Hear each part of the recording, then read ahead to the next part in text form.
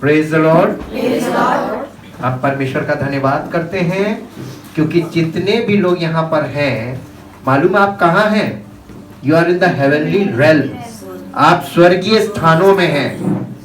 क्योंकि अभी आप इस बात को शायद ना समझें, या शायद मैं आपको समझा ना पाऊं, लेकिन वचन जो स्टडी भेज रहे हैं उसको अगर आप स्टडी करेंगे तो आपको मालूम होगा कि परमेश्वर ने कलीसिया की स्थापना क्यों की थी।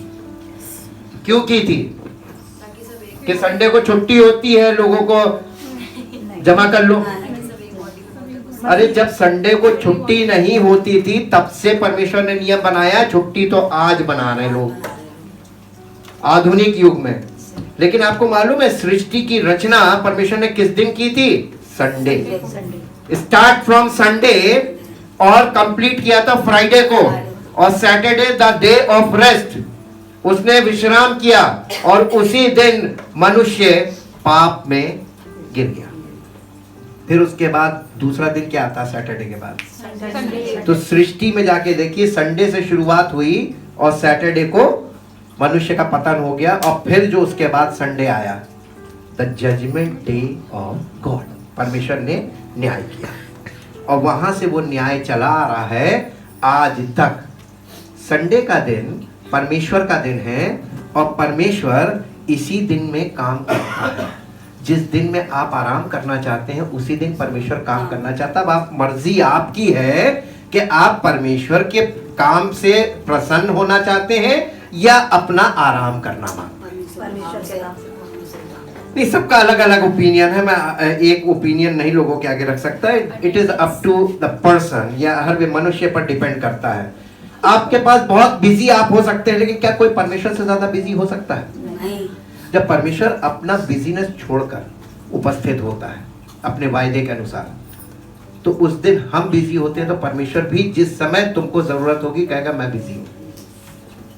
पहली बात याद रखिएगा, कुछ बातें हम बोलते हैं वो अपने दिमाग में सेट कर लीजिए। ये nature of God, mind of God, thought of God ये है। अब हम आपको बताते हैं, आपसे पूछते हैं, क्योंकि मैंने फायर के बारे में बताया।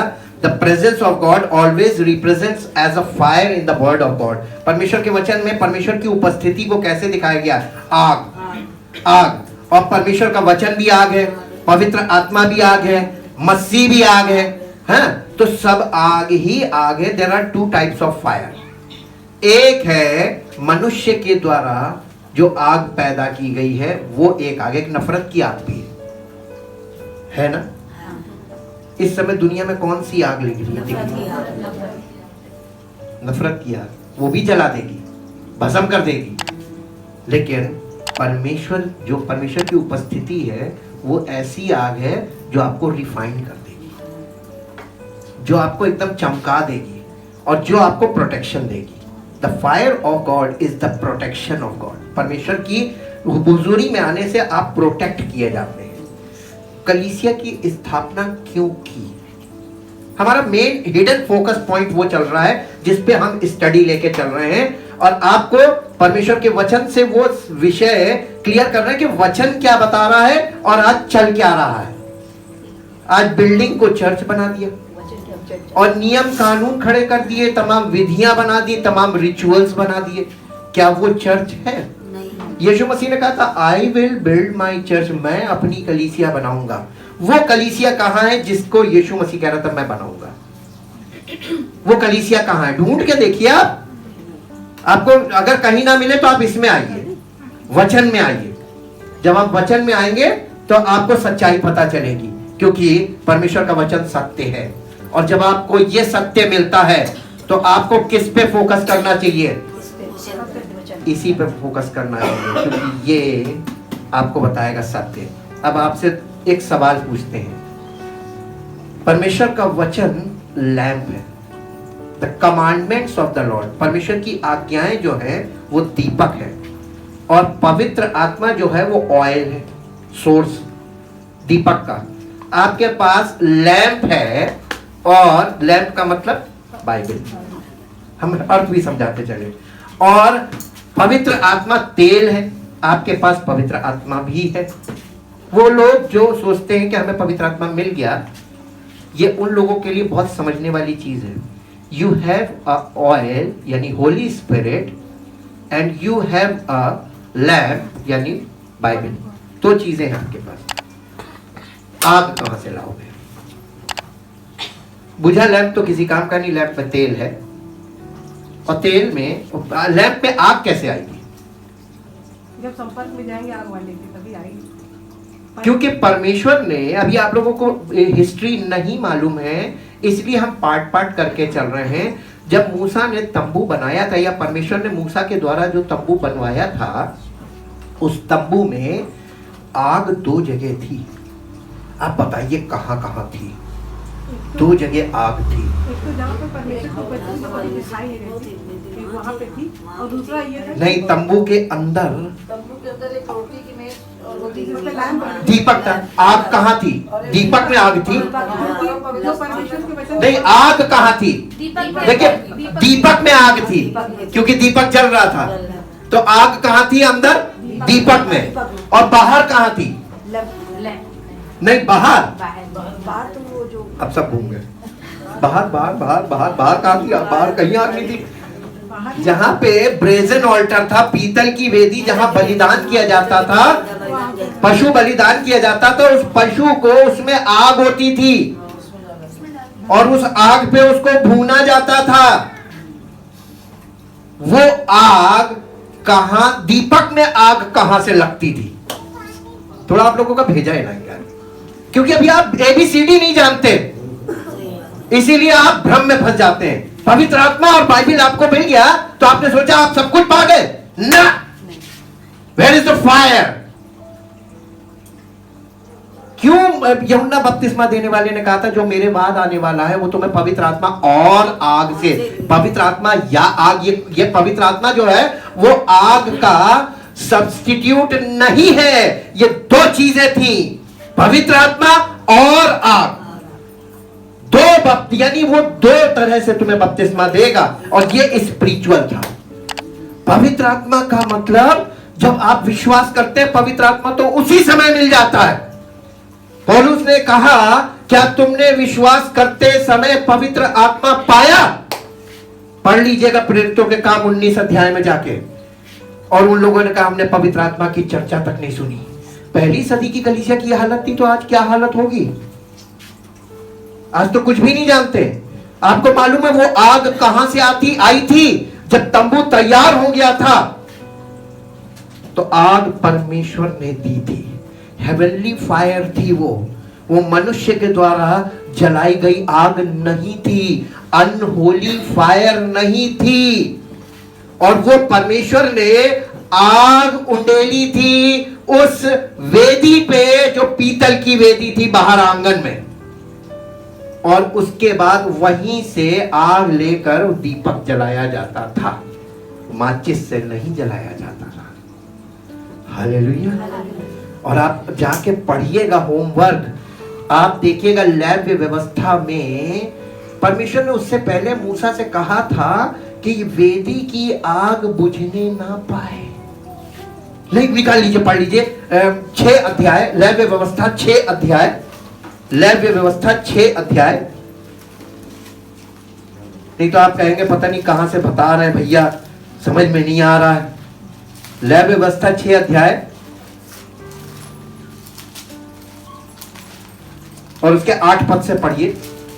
फिर यहोवा ने मूसा से कहा, हारून और उसके पुत्रों को आज्ञा, हारून जो महायाजक था वो और उसके पुत्र यानी जो याजक थे उनसे कहना, आज्ञा देकर ये कहे कि होम बलि की व्यवस्था ये है, कि होम बलि की व्यवस्था ये है, अर्थात होम बलि ईंधन के ऊपर, अर्थात होम बलि ईंधन के ऊपर रात भर भोर तक वेदी पर पड़ा रहे, रात भर भोर तक वेदी पर पड़ा रहे, और वेदी की अग्नि वेदी पर जलती रहे, और वेदी की अग्नि वेदी पर जलती रहे, और याजक अपने सनी के वस्त्र और अपने तन पर, और याजक अपने सनी के वस्त्र और तन पर अपनी सनी की जांघिया पहनकर होम बलि की राख, होम बलि की राख जो आग के भस्म करने से वेदी पर रह जाए, जो आग के भस्म करने से वेदी पर रह जाए, उसे उठाकर वेदी के पास रखे, उसे उठाकर वेदी के पास रखे, तब वे अपने वस्त्र उतार कर तब वो अपने वस्त्र उतार कर दूसरे वस्त्र पहनकर राख को छावनी से बाहर किसी शुद्ध स्थान पर ले जाए। राख को छावनी से बाहर किसी शुद्ध स्थान पर ले जाए। और वेदी पर अग्नि जलती रहे। फिर कहा वेदी पर अग्नि जलती रहे और कभी बुझने ना पाए। कभी बुझने ना पाए। क्वेश्चन क्यों मना कर रहा था? क्यों मना किया था कि आग बुझने ना पाए? क्योंकि वो आग परमेश्वर ने दी थी। The fire is from above, और उसने कहा था बुझने ना पाए। जिम्मेदारी किसकी थी? आग ना बुझने पाए। याजक और महायाजक की जिम्मेदारी थी कि आग बुझने ना पाए। और मान लीजिए आग अगर बुझ गई तो वो लोग कहते थे हम जला ले। आज लोग कौन सी आग पर कर रहे हैं? प्रेजेंस ऑफ गॉड क्यों नहीं है आज? क्योंकि हेवनली फायर नहीं है। आप कमजोरी पकड़िए। मनुष्य, बाइबल आपके पास आ गई और पवित्र आत्मा आपको मिल गया यीशु मसीह पर विश्वास करते समय, लेकिन आग कौन देगा? कैसे देगा? आग तो इतनी आसानी से नहीं मिलती है। कलीसिया की स्थापना क्यों की थी जी? कलीसिया इसीलिए उसने स्थापित की थी कि जिसको आग लगानी होगी उसको परमेश्वर आग लगाएगा। कलीसिया में हाजिर होगा तो। कंडीशंस हैं परमेश्वर के साथ। कंडीशन, लोग कहते हैं परमेश्वर का प्यार तो अनकंडीशनल है, लेकिन बाकी सब चीजें कंडीशनल है। उस प्रेम को जो उसने आप पर किया बिना किसी शर्त के, वो प्रेम जब आप रिश्ता बनाते हैं तो शर्तों में बदल जाता है। किसी से आप प्यार बिना शर्त के कर सकते हैं, लेकिन जिंदगी निभाने के लिए शर्तें लागू होती हैं कि आप उसके साथ अगर निभाएंगे नहीं तो वो आपके साथ भी वफादार नहीं, आप नहीं वफादार तो वो नहीं वफादार, दोनों तरफ से। और ये रिश्ते शुरू होते हैं, रिश्तों की शुरुआत जब होती है तो उसमें कंडीशंस लागू होती हैं। हमेशा याद रखिएगा, कोई भी रिश्ता हो, हम परमेश्वर के साथ बिना संबंध के रिश्ता कैसे रख सकते हैं? और जब तक हम बॉडी ऑफ क्राइस्ट में पार्ट नहीं है तो हम परमेश्वर के साथ हमारा क्या रिश्ता है? कोई रिश्ता? ऐसे तो पूरी दुनिया कहती है हम विश्वास करते हैं। कौन क्या करता? यीशु मसीह ने क्या कहा था? मैं तुम्हारे विश्वास के अनुसार तुम्हें प्रतिफल दूंगा या मैं तुम्हारे कामों के अनुसार? तो आप विश्वास क्या करते हो और काम क्या कर रहे हैं? इसमें दोनों में अंतर है, कथनी और करनी में। अपने आप भ्रम में मत फंसिएगा। बाइबल पढ़ते समय लोग अक्सर यही धोखा खाते हैं, वर्सेस पढ़ लेते हैं, सोचते क्या हमें मिल गया प्रभु। नहीं, धोखा मत खाना। यीशु मसीह बार बार कहता था धोखा मत खाना, सत्य कहेगा, धोखा मत खाना। अब आपको पता चला आग कहां से आती है? हेवनली फायर, जो वहां पे फिजिकल दिखाया गया ओल्ड टेस्टामेंट में, वो न्यू टेस्टामेंट में रियलिटी में किया। कैसे किया? हम आपको परमेश्वर की उपस्थिति का बताते हैं कि आपको परमेश्वर की उपस्थिति में मिलेगा क्या क्या, जो प्रार्थना से नहीं मिल सकता, वो उपस्थिति में आने से मिलेगा। आप कितनी प्रार्थना कर सकते हैं?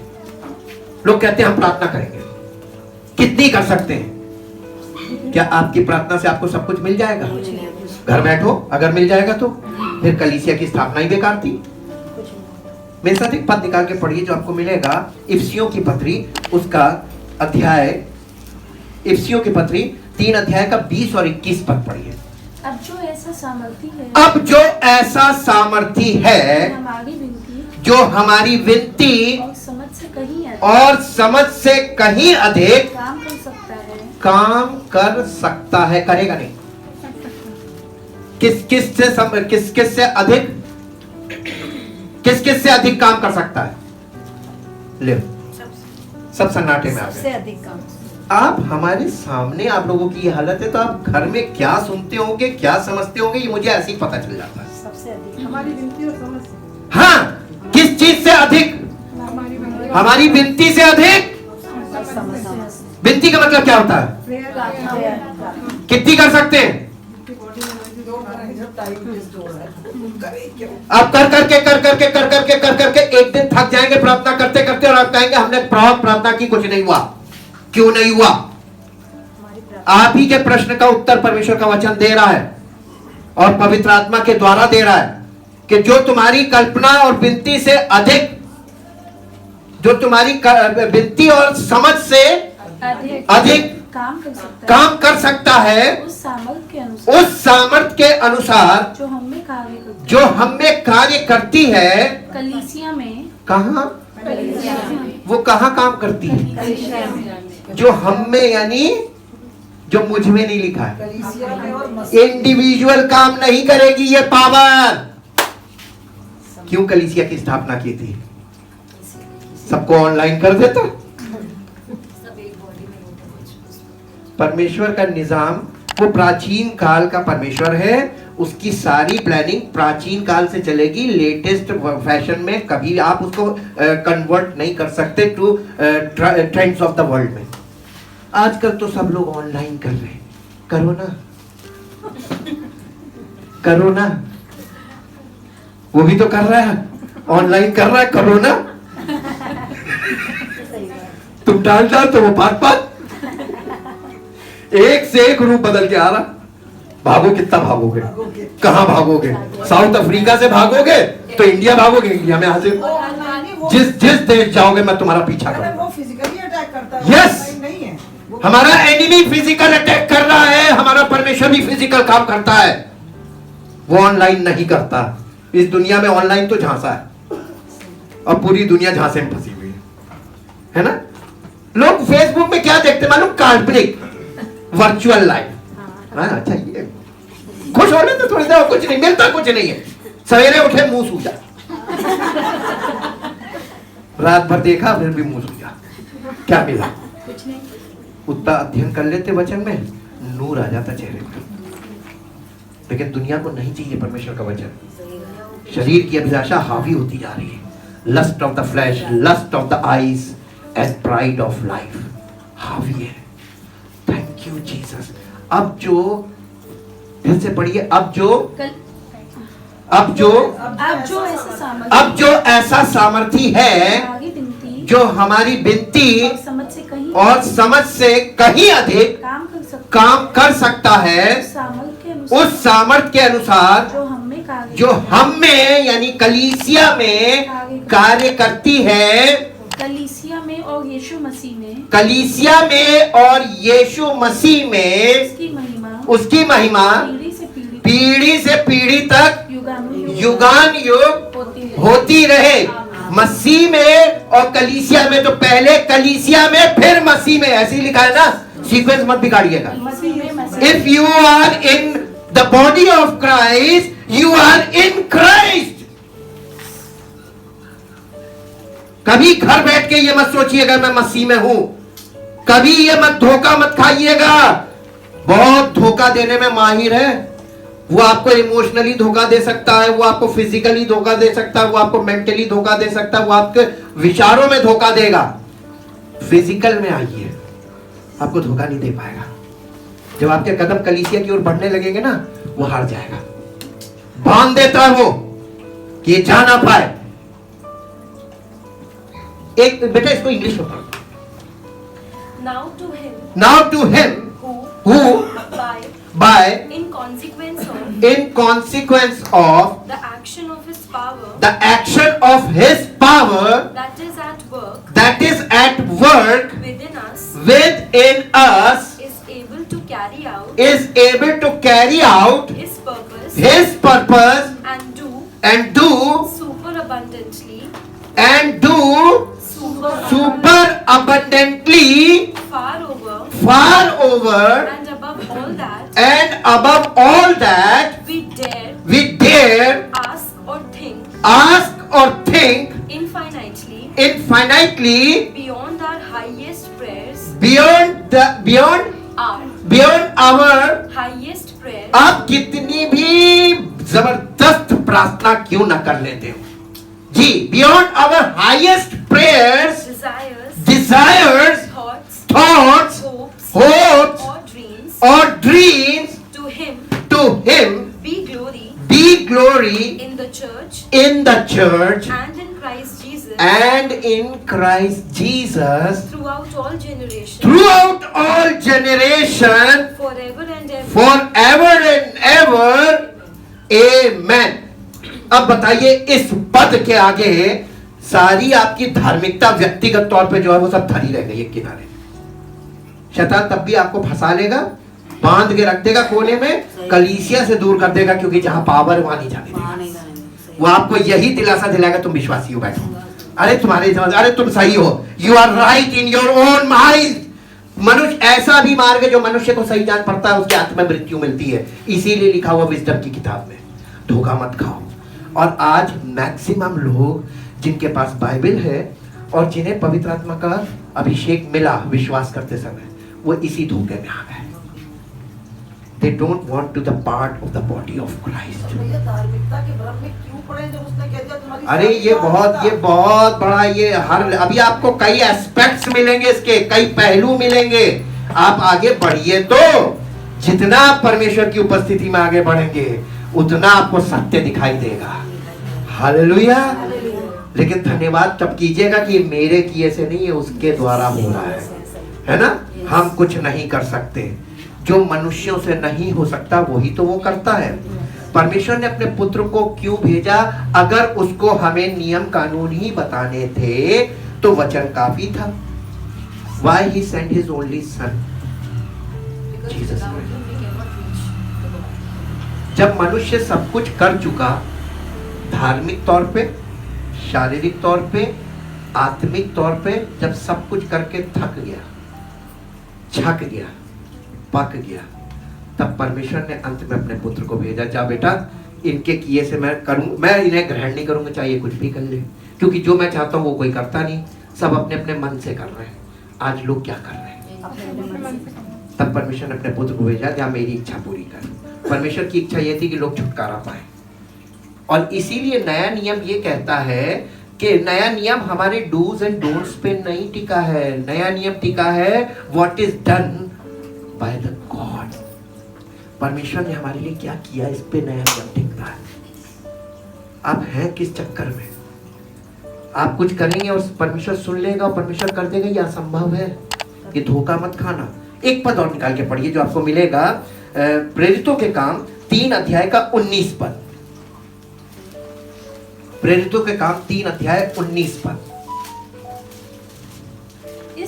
इसलिए मन फिराओ, लौट आओ कि तुम्हारे पाप मिटाए जाएं। अरे ये किससे बोल रहे हैं? ये यहूदी लोगों से बोला जा रहा है। पेंतेकोस्त के दिन जब पवित्र आत्मा उतरा, ये मालूम है, ये 3रा अध्याय शुरू हुआ है।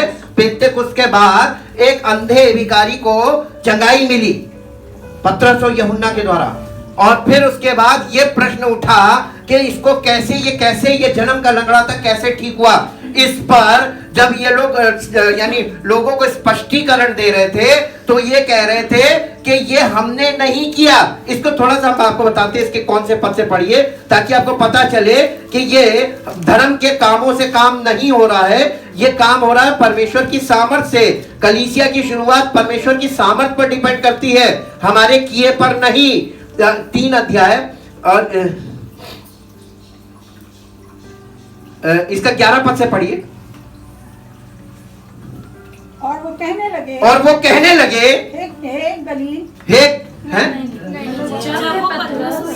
जब वो पतरस और यूहन्ना को पकड़े हुए था, कौन? लंगड़ा भिखारी। तो सब लोग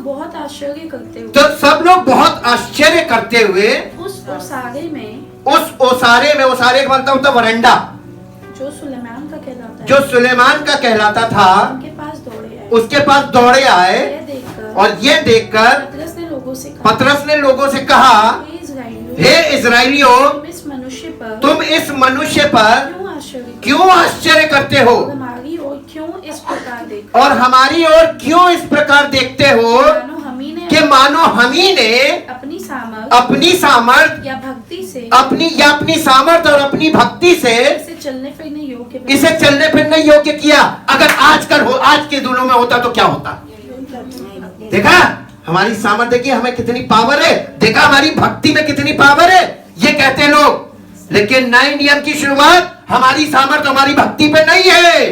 अब इसका जवाब सुनिए क्या कहा उसने। अब्राहम और इसहाक और याकूब परमेश्वर प्राचीन काल में ले गया। अब्राहम और इसहाक और याकूब के परमेश्वर ने, हमारे बाप दादों के परमेश्वर, हमारे बाप दादों के परमेश्वर ने अपने सेवक यीशु की महिमा की, जिसे तुमने पकड़वा दिया। और जब पिलातुस ने उसे छोड़ देने का विचार किया, तब तुमने उसके सामने उसका इनकार किया। तुमने उस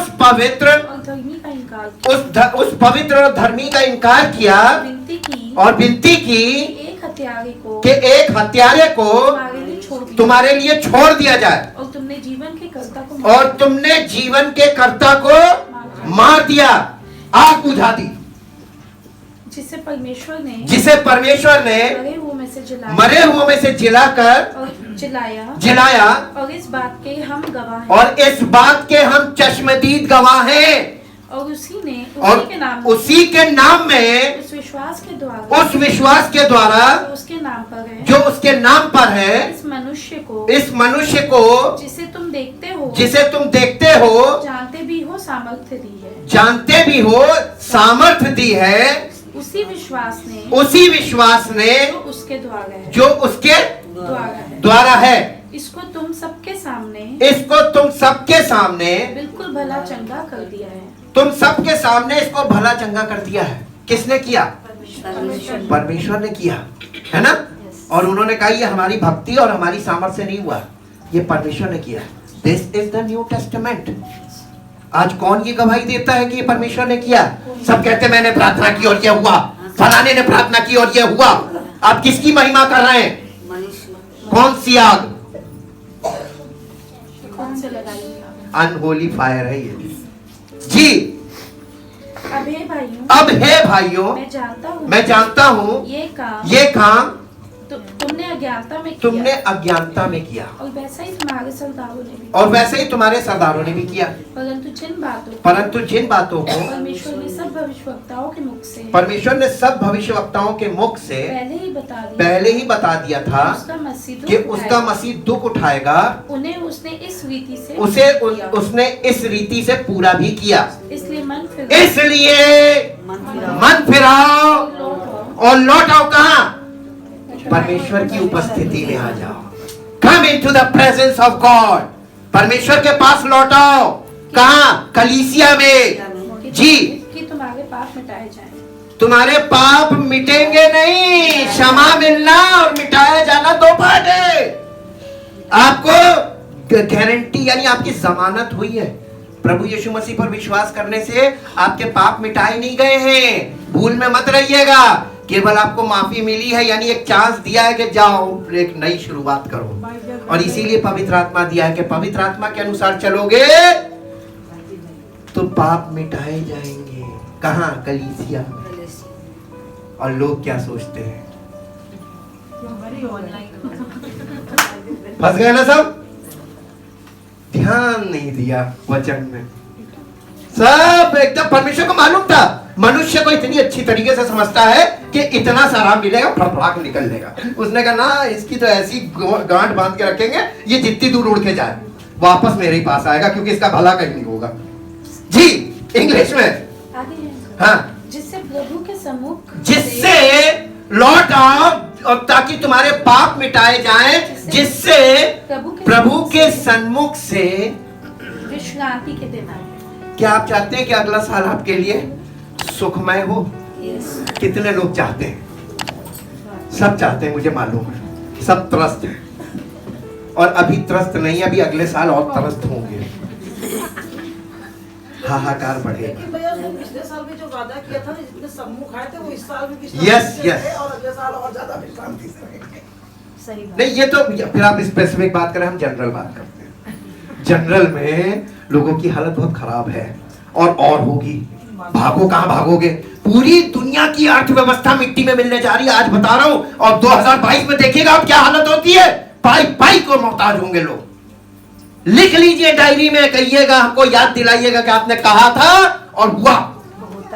और साल के आखिरी महीने में जो हम बोलते हैं वो नेक्स्ट ईयर तुरंत अप्रैल तक सामने आ जाता है। महंगाई बढ़ रही है, आपको पता नहीं चल रहा, अर्थव्यवस्था जा रही गड्ढे में। किस चीज में कम होगी? अब ये और बढ़ेगी। और इनकम घट रही है, महंगाई बढ़ रही है, कहां जाओगे और कहां से लाओगे?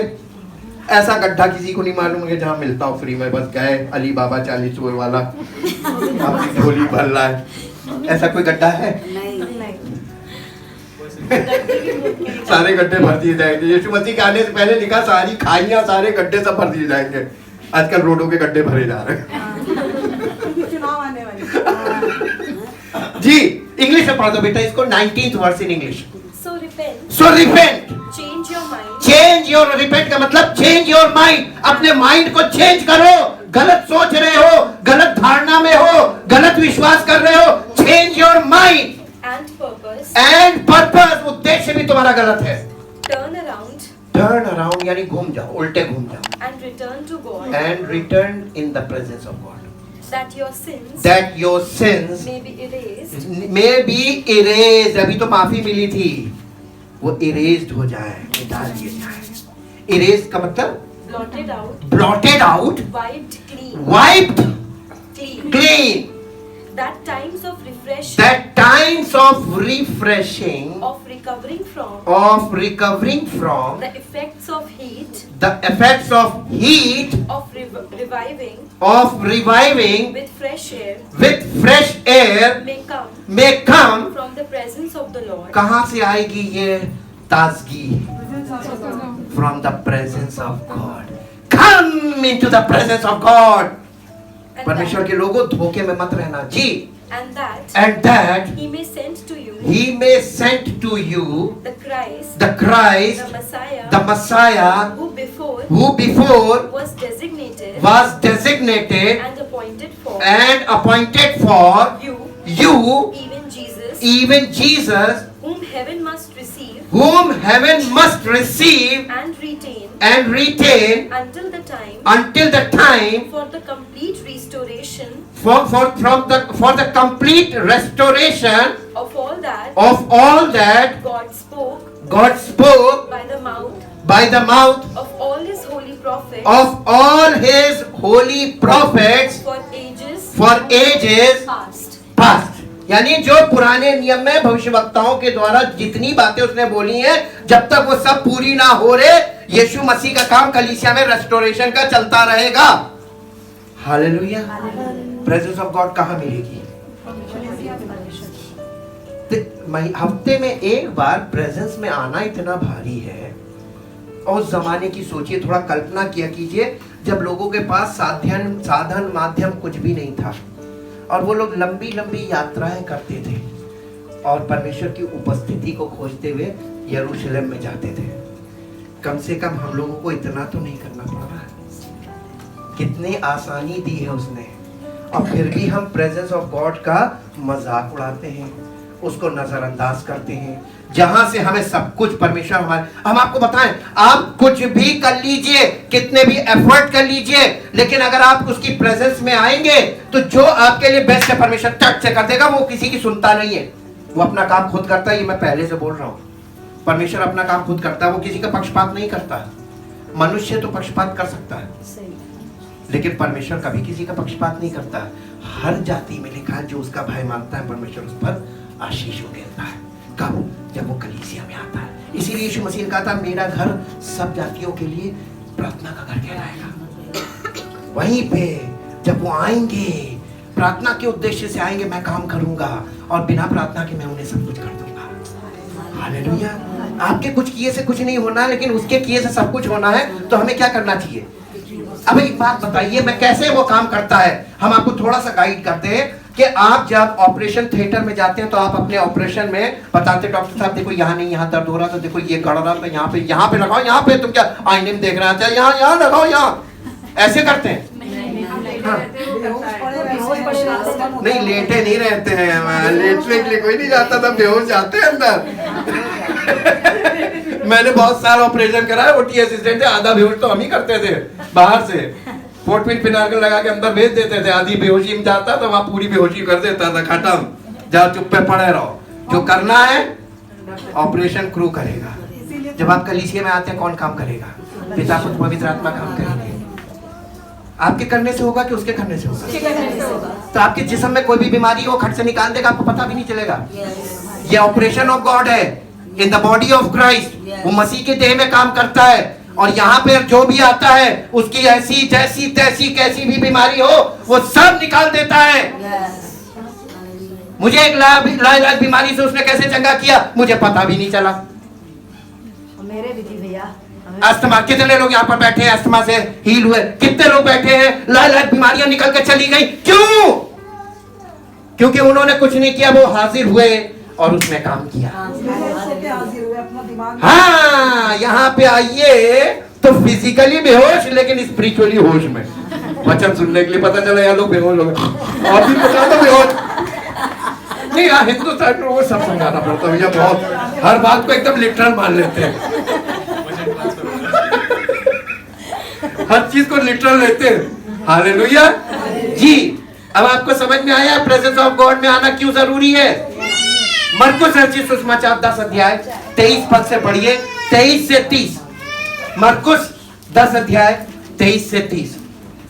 यीशु ने चारों ओर देखकर अपने चेलों से कहा धनवानों का परमेश्वर के राज्य में प्रवेश करना कैसा कठिन है। धनवानों का परमेश्वर के राज्य में प्रवेश करना कितना कठिन है।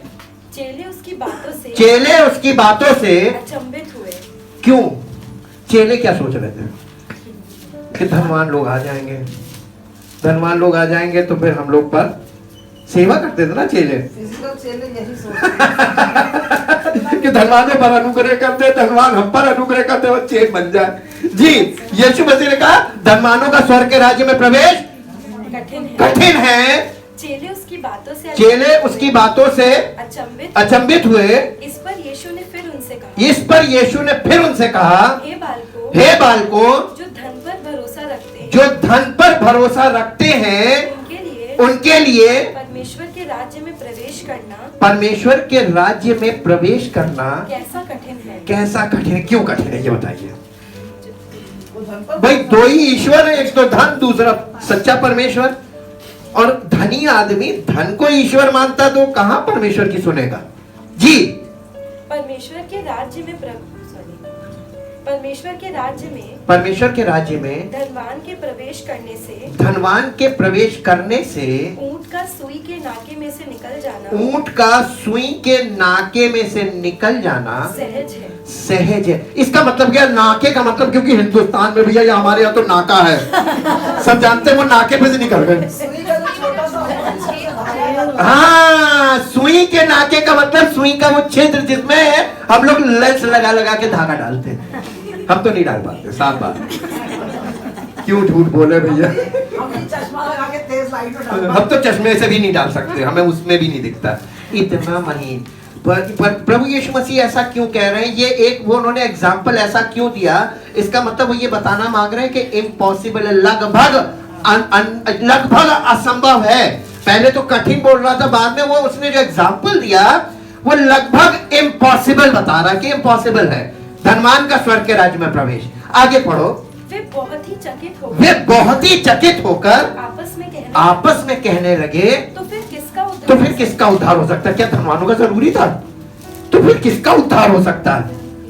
कंगालों का तो हो सकता है ना जी। यीशु ने उनकी ओर देखकर कहा मनुष्यों से तो ये नहीं हो सकता, परंतु परमेश्वर से हो सकता है। लेकिन हो सकता है, धनवानों का परमेश्वर के राज्य में प्रवेश हो सकता है, लेकिन मनुष्यों से नहीं। क्योंकि उसे मालूम था सारे जो मेरे सेवक मेरे नाम से खड़े होंगे सेवा में, वो सब धनवानों के पास भागेंगे, उन्हें पहुंच बनाएंगे और उन्हें घसीट के लाएंगे, लेकिन प्रवेश नहीं करा पाएंगे। इसलिए यीशु मसीह ने यहाँ पहले ही बता दिया था कि मनुष्यों से तो नहीं हो सकता, परंतु परमेश्वर से हो सकता है। क्योंकि परमेश्वर से सब कुछ हो सकता है। इंग्लिश में पढ़ दो बेटा ये वाली लास्ट वाली वर्ड्स एकदम लास्ट। हाँ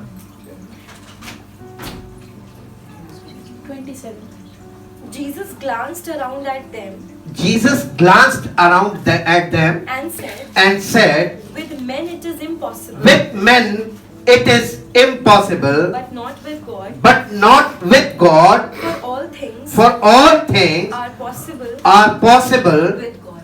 with God.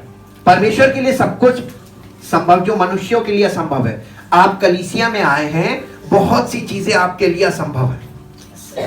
आपके पास बहुत सी ऐसे मसले होंगे जो आपको लग रहा होगा असंभव है, नहीं ठीक हो सकता, बट आपको मालूम है जहां आप आए हैं यहां वो है जो असंभव को संभव कर सकता है। हालेलुया।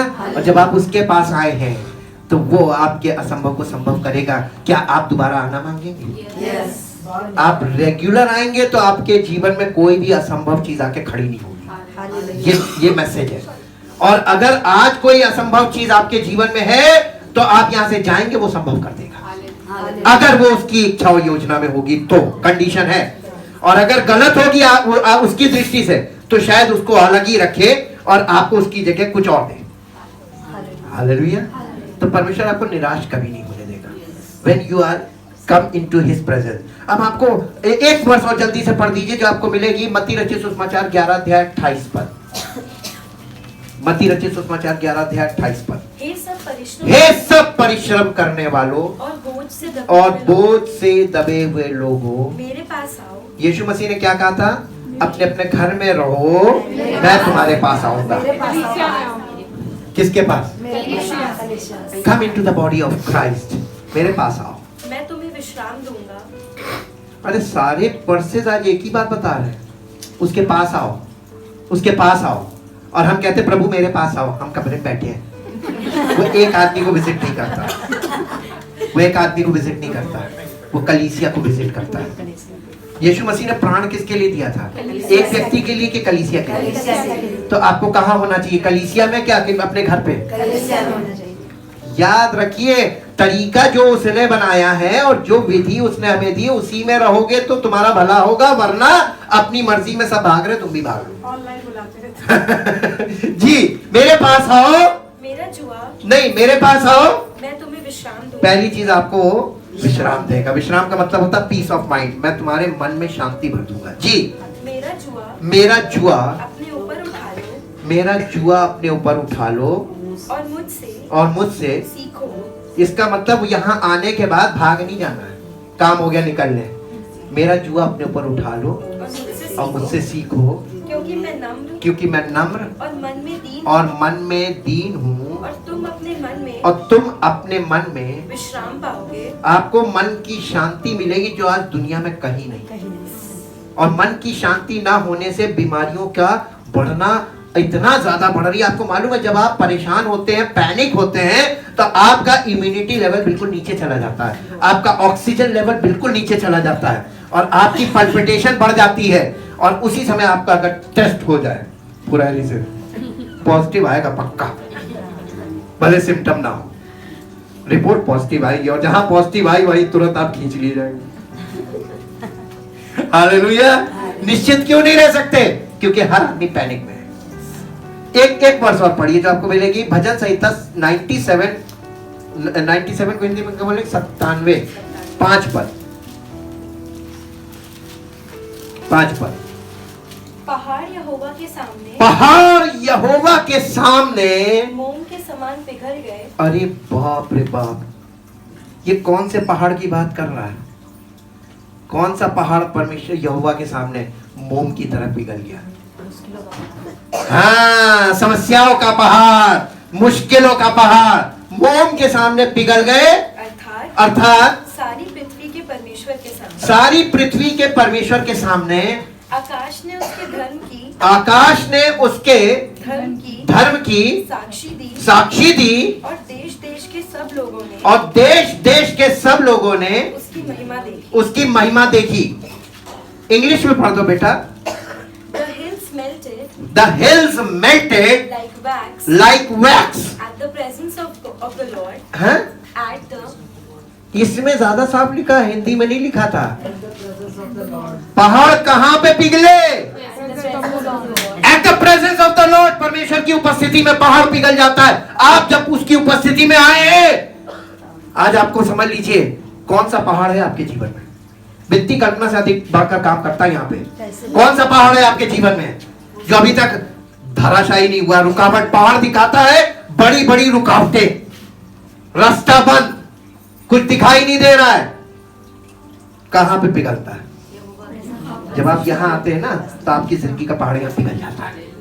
जा, तेरे लिए रास्ता खुल गया। इसीलिए उन्होंने कहा था लौट आओ उसकी उपस्थिति में, ताकि उसकी उपस्थिति से तुम्हारे जीवन में विश्रांति के दिन आए। हालेलुया। पुराने नियम में यही बात बताई जा रही है। From at the presence of God, At the presence of the Lord of at the presence of the Lord of the whole earth, the whole earth, the heavens declare the heavens declare His righteousness, his righteousness, and all the peoples and all the peoples see His glory. see his glory. सारी दुनिया उसकी महिमा देखेगी। यशाया नबी की पुस्तक 8 अध्याय 10 पद। यशाया 8:10। Thank you Jesus. तुम युक्ति करो, तुम है यशाया 8:10। तुम युक्ति करो तो करो, तुम युक्ति करो तो करो, परंतु वो निष्फल हो जाएगी। लो करिए, कितनी युक्ति करेंगे?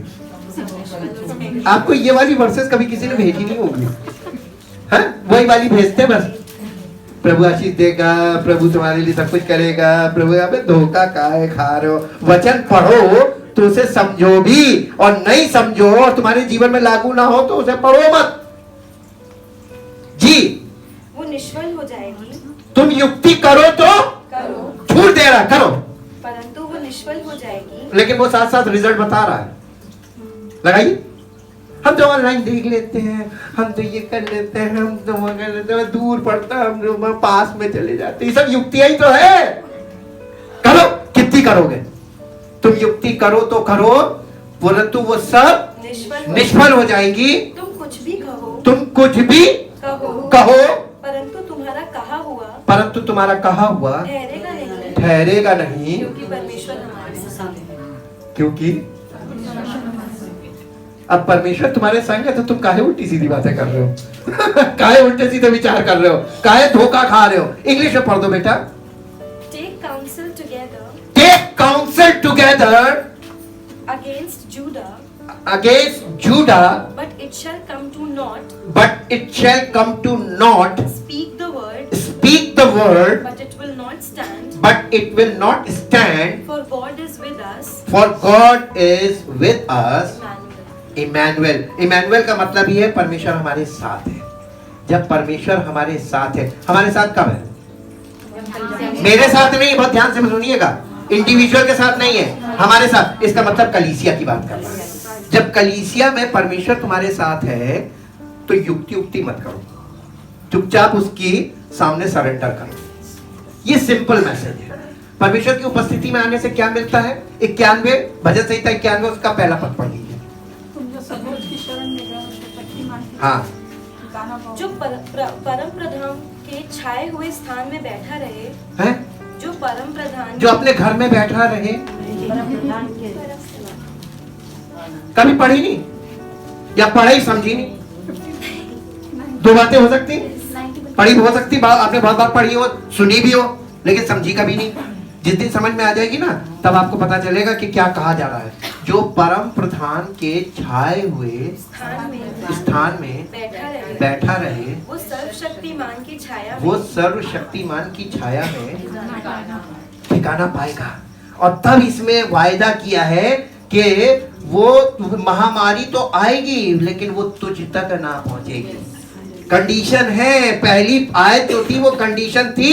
इसी में आगे उसने कहा था कि तेरे निकट 1000 और तेरी दाहिनी ओर 10,000 गिरेंगे, परंतु तू उनका सबका अंत देखेगा। महामारियां आएंगी, लेकिन वो तुझे नहीं छुएगी, और तू सबको मरते देखेगा, तुझको कोई हानि नहीं होगी। क्यों? परम प्रधान के छाए हुए स्थान में बैठा रहे, कलीसिया में हाजिर रहे एवरी टाइम। इंग्लिश में पढ़ दो first verse. He who dwells in He who dwells in the secret place the secret place of the Most High. of the Most High. Where? What is the secret place of the Most High on earth? Body of Christ, जिसे लोग नहीं समझते जी।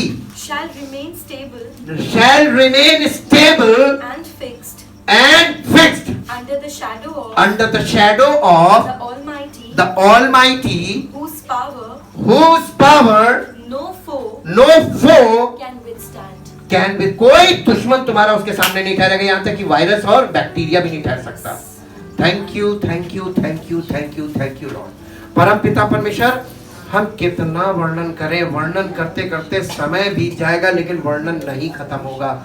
आपने अपनी इकलौते पुत्र प्रभु यीशु मसीह के द्वारा हमारे लिए वो स्थान तैयार किया है जहां पर हम आकर अपनी सारी समस्याओं से मुक्ति पाते हैं, छुटकारा पाते हैं, अपनी सारी बीमारियों से चंगाई पाते हैं, अपनी सारी समस्याओं का समाधान पाते हैं। हम आपका धन्यवाद करते हैं।